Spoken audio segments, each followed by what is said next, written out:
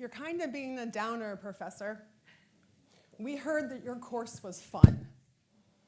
Nothing like a quick pick-me-up from one of my graduate students in my NYU course called Global Market Research that I had been teaching for 7 years. They were right. I had become a downer.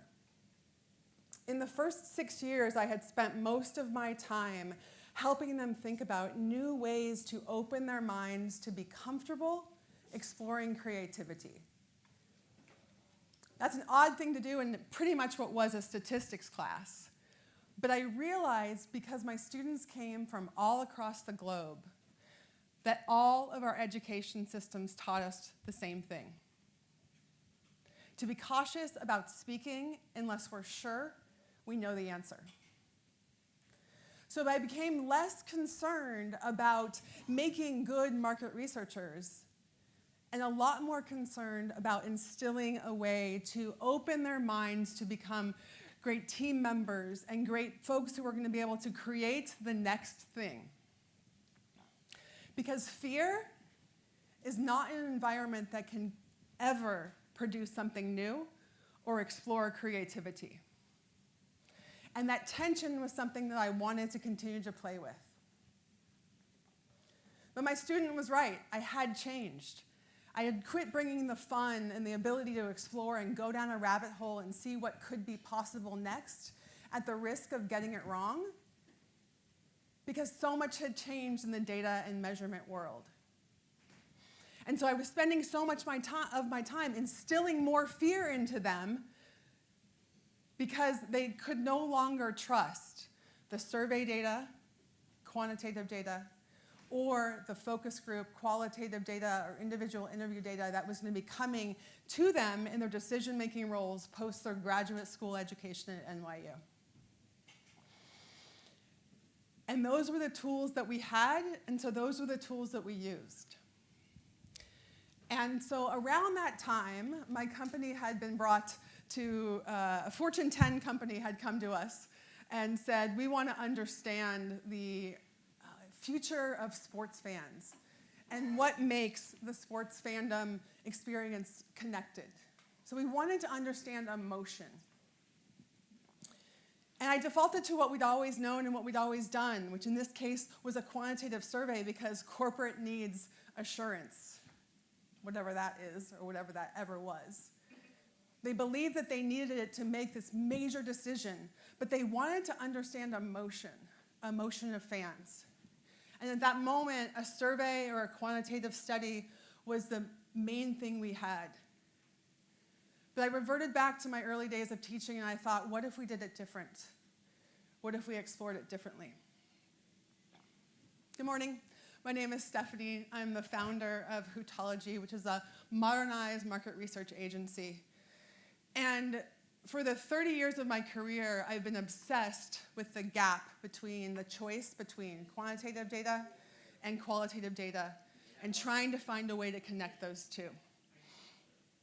And we have been pushing up against that in moments across the board where it became, we knew we could turn a feeling into a number, but we have to be able to turn a number into a feeling, to be able to really understand how people feel and get to that assurance in a way that makes sense. So the trade-off became quantitative studies, which were great for providing that statistical reliability and that ability to have that confidence in the scalability of the information you are finding, but flattening out the human experience. Or on the qualitative side, really getting into, being able to get into the depth of psychology, but not being able to have that reliability and that accuracy that's needed. And the way that we had always done it was no longer going to serve us. So if we come back to that measurement piece, we want to think about the fact that we were trying to understand sports fans in that particular moment. And what we wanted to do is really be able to get up the element of understanding the whys. So if I went up to sports fans, maybe some of you in the room, and asked you why you were connected to the team that you were connected to, you probably wouldn't tell us 4. You'd probably say something else. So Steve, are you a sports fan? I am. Tell me your team. I'm a Philadelphia born and bred fan, so Eagles, Phillies, Flyers. Go Eagles. Why are you an Eagles fan? Since I was 3 years old, I bled green. Okay, tell me more. Why? Maybe tribalistic, everybody in my friends, and the jerseys, and we grew up watching them and kind of bonded that way. Right. It's a great way to meet bonded people. Right. That may not be on the list of options you are provided. That connection to your youth and nostalgia, the connection to your family and your community, and feeling a part of something. That probably wasn't going to be on the list. But if we started that as our data, our language as our data, we might be able to get to somewhere better. Rob might tell us that he's a sports fan because he made his freshman basketball team, but never went on to make the JV team. But every time that he's at an NBA game, he remembers what it feels like to wear that, to have worn that jersey, to be a part of something bigger. And now he's wearing the same jersey as the 30,000 people in the arena, and be able to explain that, he probably could imagine what it feels like to be on that field right now, because he remembers those days in his freshman time where it felt very connected. Or someone else might say they were on a first date and they had overpromised their sports fandom with the woman that they were dating, and when they got to the game, they realized that she actually knew quite a bit more.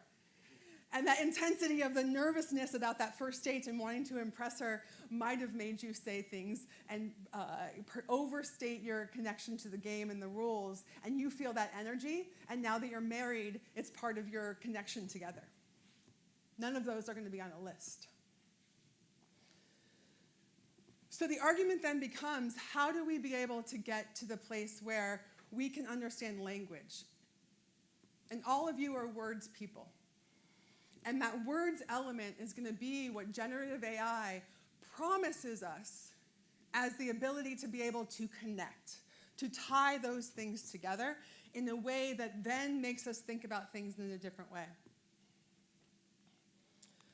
So as it relates to all of you in PR and communications, there's been such pressure to keep up with metrics that come after your work that were created for an industry that was not related to your work. Impressions, equivalencies, being able to look at brand lift, all of that is not connected to the emotions and the words and the passion in the space that you live in. But what if we explored what was possible and stayed in that world and found what we could find out? Rob told us that much of the information out there on the models is incorrect. So perhaps we shouldn't trust that. Jennifer talked about trust and needing to be able to trust the models to be able to understand it. But what if what's possible now is understanding the people first, in their own words, before the communications, before the PR strategy is created?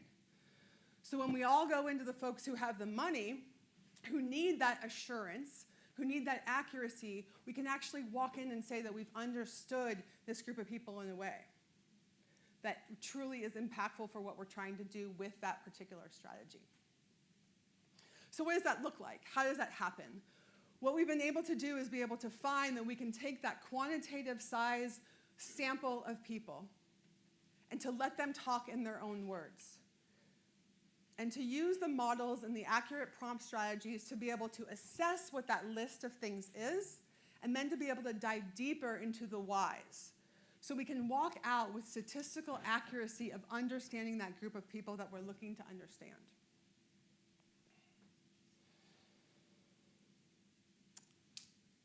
As we go forward with more of our generative AI, and I'm afraid that we're not quite up to that hype cycle just yet. I know Gartner's smart, but I'm afraid that there's more coming in that regard. But the piece around generative AI is going to be able to think about being able to think about it as a function and not a facade. Because when we're able to do that, we're able to say, how could we use this and not be reactive with it, and not to think about the superficiality that a lot of the stuff that we're being faced with and forced with to use today is based on. We're keeping the people in the loop and using that tool to be able to create the functionality to be able to understand better, to go in on the front end of the measurement, to be able to know we're walking into something and understanding them better. So if we're building our strategies off of those sports fans, we're going to factor in all of those elements from the collective and create a strategy that we know we can defend works. And that is the promise of generative AI. Thank you.